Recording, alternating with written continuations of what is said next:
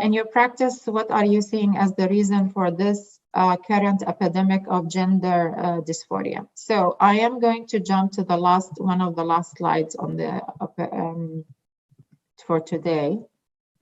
So these are different factors that are contributing to the dissonance, and the dissonance, what I'm talking about here, the dissonance between what the secular culture is saying about these topics and what does Islam say about these topics. This is the dissonance for me.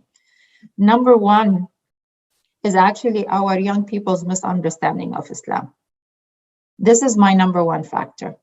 Many of our young people have the idea that Islam is very harsh, God is very punishing, and God is not understanding, and Islam is very judgmental.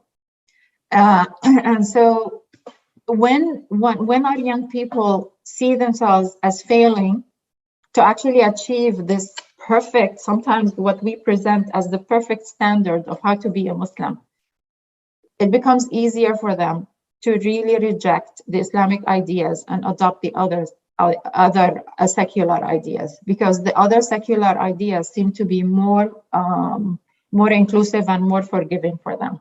And it's easier for them to live with that rather than live with some of the misunderstanding of Islam and feel that they are not good enough and that they are sinning all the time. So this is my number one, because I will tell you, there are Muslims who have the homosexual orientation, but because their Islamic perception or Islamic faith is very strong, they do not leave Islam because they understand Islam very well. And they understand that, the homosexual act is forbidden and they choose not to do it. So just, again, so this is my number one reason. Of course, the others are all self-explanatory. Secular ideas are global now because of the internet. The individualistic cultural ideas of the US and the West is overwhelmingly, influencing the whole world. There is a difference between looking at the world from an individualistic lens, which is all about me, and what's in it for me, and how can I be happy. And the Islamic perspective or the Islamic lens is about interdependence. That's the Islamic perspective of society. What does it mean? It means that we collaborate together, we work together. I respect your needs as an individual, and you as an individual, you also have a responsibility towards the society. So it's not purely individualistic, and it's not purely collectivistic. We are in the middle between the two types of societies. Definitely one of the big problems nowadays is what is being taught in school, as some of you alluded in the beginning, the questions, like the curriculums. The curriculums have changed over the last 20 years in terms of sexual orientation and in terms nowadays specifically also about gender identity. And you have families now who are also trying to raise their kids with this idea of being gender neutral. It's like, when you grow up, you decide if you're a man or a woman. Meaning of life is connected to the understanding of Islam in terms of what does life mean to me?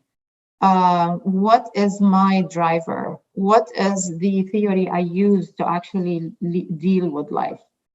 Next one is emotional dysregulation, which is sometimes people don't know how to deal with their childhood wounds, their childhood problems, and they try to find solutions that they think that they are going to help them, and follow whatever they are seeing or hearing about in the mainstream.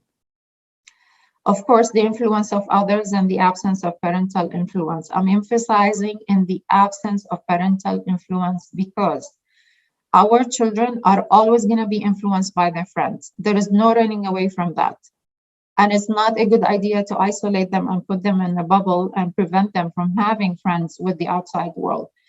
But what is important is that we are engaged in their life, that we are actually there with them. We're observing what's going on with them. We're having communication. We're having discussions with them. And the last one is what we talked about already, which is the difficulty with the imposed stereotypical sex roles. And that's why I emphasize that from an Islamic point of view, we do not have a very rigid and wide stereotypical sexual roles. On the contrary, it's like very limited in very small areas. And so we need to go back to that in our families. We need to go back and embrace that Islamic perception, Islamic view, because that's going to be very helpful for our children.